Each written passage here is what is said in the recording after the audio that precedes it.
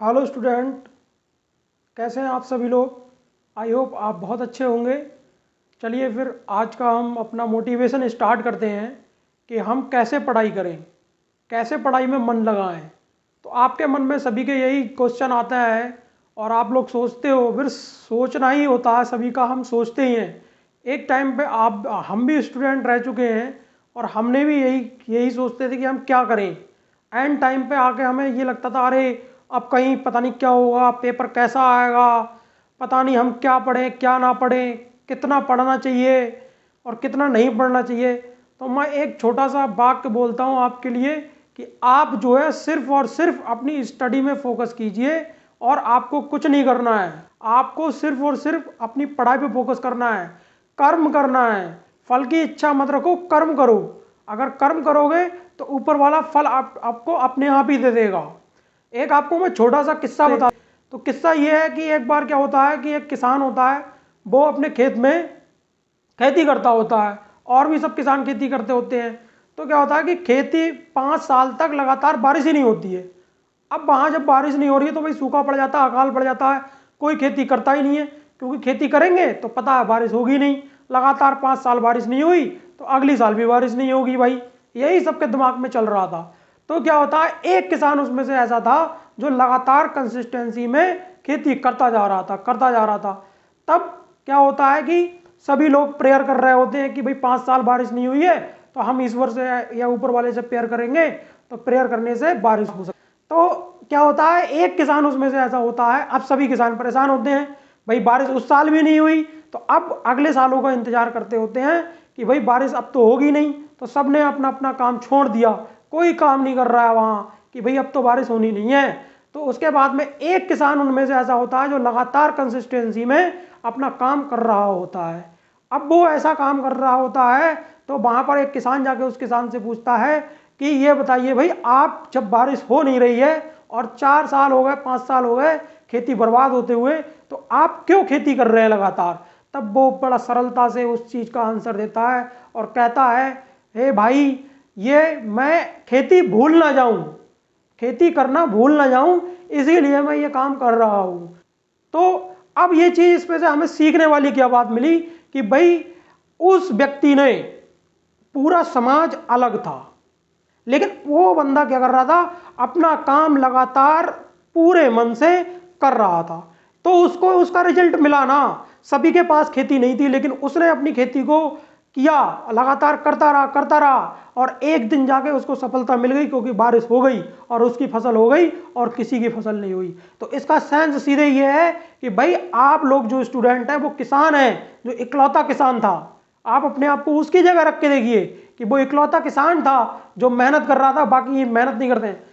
आप ये बताइए, ऑल इंडिया रैंक 1 और जो टॉपर होता है वो कौन आता है। सिर्फ एक ही बच्चा तो आता है, ऐसा तो नहीं है सब बच्चे आ जाते होंगे, सिर्फ एक बच्चा ही टॉपर आता है। तो आपको भी वही सोचना है कि भाई हमें कैसे टॉप करना है। तो उसके लिए आपको भी पढ़ना पड़ेगा।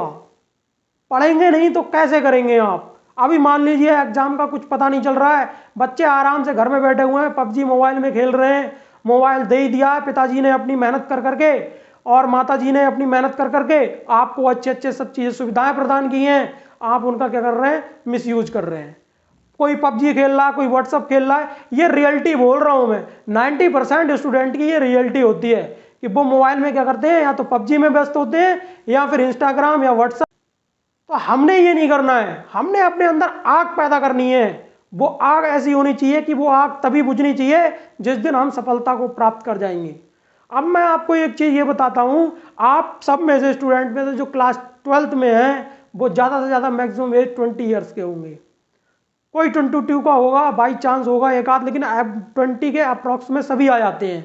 तो 20 के एज तक के जितने स्टूडेंट हैं वो अगर कंसिस्टेंसी से 6 साल मेहनत कर लें, 6 साल मेहनत के बाद में आप लोगों को सफलता से कोई नहीं रोक सकता है।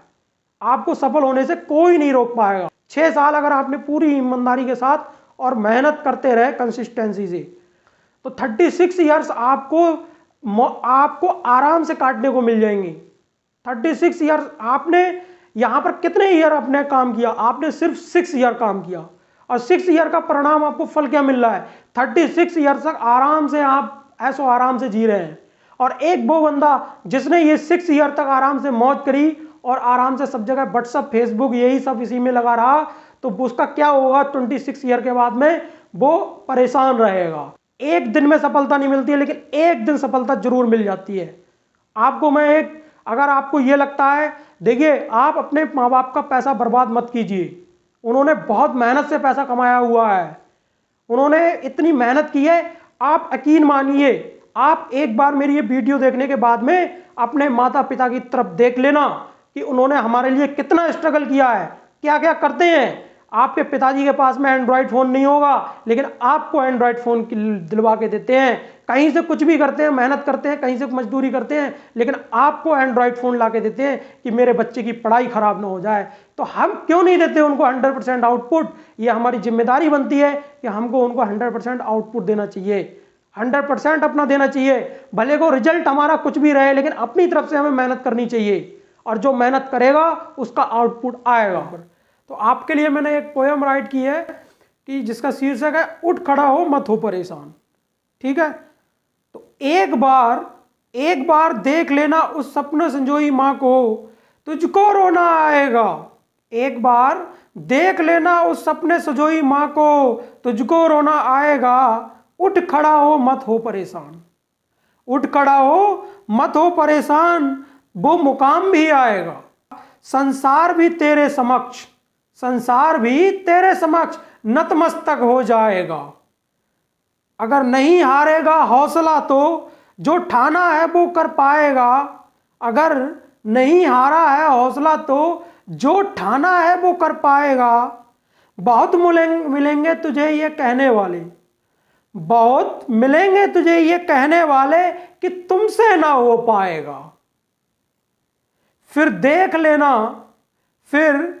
लेना उस लाचार पिता की तरफ, फिर देख लेना उस लाचार पिता की तरफ जो तुम्हारे लिए दुनिया से लड़ जाएगा।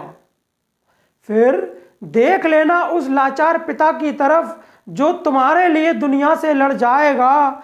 उठ खड़ा हो मत हो परेशान, उठ खड़ा हो मत हो परेशान, वो मुकाम भी आएगा।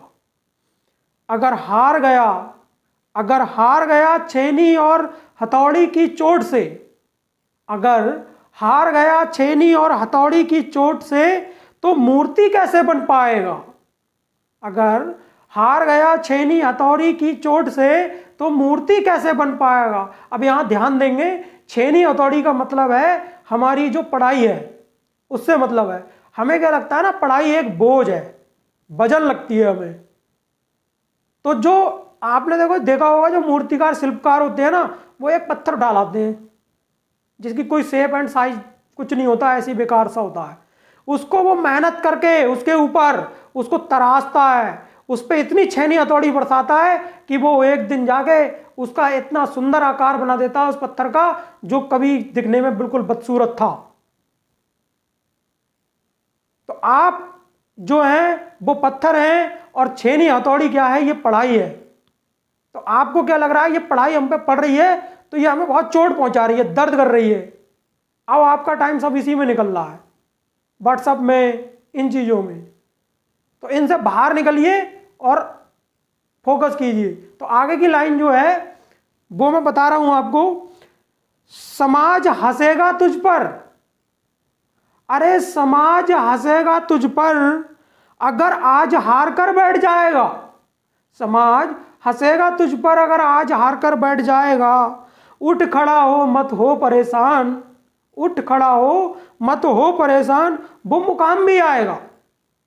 जब दुनिया देखेगी तेरी सफलता को, जब दुनिया देखेगी तेरी सफलता को, कोई कुछ ना कह पाएगा।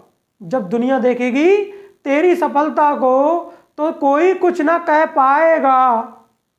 उठ खड़ा हो मत हो परेशान, उठ खड़ा हो मत हो परेशान, वो मुकाम भी आएगा। तो ये हमारी जो पोयम थी वो आपको आई होप मोटिवेट करेगी और आपने इससे कुछ सीखा भी होगा। और अपने जो लक्ष्य आपने निर्धारित किया है, जब तक उस लक्ष्य को आप प्राप्त ना कर लें तब तक आप रुके नहीं। और आपके लिए जानकर हर्ष होगा और खुशी होगी कि भाई मैं जो है कल आपको एक ऐसे पर्सनालिटी से इंट्रोड्यूस कराने जा रहा हूं जिन्होंने एयरफोर्स क्रैक किया हुआ है और 12th में एक अच्छी परसेंटेज को गेन किया था। तो उनसे हम टिप्स को जानेंगे कि उन्होंने कैसे ऐसे किया, कि कैसे उन्होंने 12th में जो है वो अच्छी परसेंटेज गेन की और उसके बाद उनका एयरफोर्स में कैसे सिलेक्शन हुआ, क्या स्ट्रगल रहा उनका, क्या जर्नी रही। तो आप लोग कल मैं अपलोड कर दूंगा वीडियो इंटरव्यू लेके, उसके बाद आप वो इंटरव्यू देख सकते हैं। ठीक, और उसके बाद आपके लिए एक और खुशखबरी है कि मेरा भाई जो है, जो मेरा छोटा भाई है, उसने 12th में और हाई स्कूल में दोनों क्लासेस में टॉप कर रखा है। हाई स्कूल में भी टॉप किया था, 12th में भी टॉप किया था और उसके बाद लगातार टॉप करता रहा है। वहाँ पर उसने बीटेक किया और उसके बीटेक में भी गोल्ड मेडलिस्ट है। तो वो है, इन सब चीज़ों को कैसे एक्वायर किया उसने, उसके पीछे की मेहनत मैं जानता हूँ ना। मैं उसके साथ 12th में रहा था तो मुझे मालूम है उसने कितनी मेहनत की थी। रात में 2-2 3-3 बजे तक पढ़ता था, तभी तो वो इतने मार्क्स गेन कर पाया। उसके अंदर आग थी, जुनून था। मैं बोलता था कि भाई इतना 2 बजे मैं उठता था तो मैं कहता था क्यों भाई इतना क्यों पढ़ रहा है, तो मुझसे सिर्फ एक सिंपल सा आंसर दे देता था, भैया मुझे पास नहीं होना है, मुझे सिर्फ पास नहीं होना है, मुझे रैंक लानी है। और रैंक लाने वाला बच्चा जिसने अपने अंदर दिल में बैठा लिया है कि मुझको ऑल इंडिया रैंक 1 लेके आनी है, या मुझे रैंक में आना है, या स्टेट टॉपर होना है, या जिला टॉपर होना है, या मुझे तहसील टॉप करके दिखानी है, अगर आप सोच बड़ी रखेंगे तभी आप कुछ कर पाएंगे। अगर आपकी सोच छोटी है तो आप कुछ नहीं कर पाएंगे। अगर आप सोचते हैं कि मैं 100% अचीव कर सकता हूं तो आप डेफिनेटली कर सकते हैं। Nothing is impossible, everything is possible. अरे इम्पॉसिबल में से IM को तो हटा के देखिए, वो पॉसिबल बन जाता है। तो इन दोनों बच्चों ने बहुत मेहनत की है, तभी तो ये इस मुकाम पे पहुंचे हैं ना। सफलता एक दिन में नहीं मिलती है, लेकिन एक दिन जरूर मिल जाती है, यह ध्यान रखना। एक दिन में नहीं मिलेगी सफलता, लेकिन एक दिन जरूर मिल जाएगी। अगर आपको मेरी वीडियो पसंद आ रही हो तो प्लीज लाइक करें, शेयर करें और सब्सक्राइब करें मेरे चैनल को। और अपकमिंग वीडियोज उनमें मैं आपको ऐसी ट्रिक बताता रहूंगा और ऐसे ही मैं मोटिवेशनल वीडियोज अपलोड करता रहूंगा। Thanks for watching, thank you. अगर मेरी वीडियो आपको पसंद आ रही हो तो please like and subscribe my channel for upcoming videos. आपको आने वाली वीडियोस में हम और भी ट्रिक्स बताएंगे